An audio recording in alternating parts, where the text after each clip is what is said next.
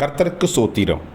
இன்றைய வேத வசனம் யாத்ராகமம் 23ஆம் அதிகாரம் 25ஆம் வசனம். உங்கள் தேவனாகிய கர்த்தரையே சேவிக்க கடவீர்கள். ஆமென்.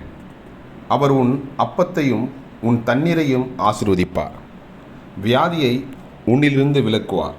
ஆமென். யாத்ராகமம் 23:25. உங்கள் தேவனாகிய கர்த்தரையே சேவிக்க கடவீர்கள். அவர் உன் அப்பத்தையும் உன் தண்ணீரையும் ஆசீர்வதிப்பார், வியாதியை உன்னிலிருந்து விலக்குவேன். ஆமென்.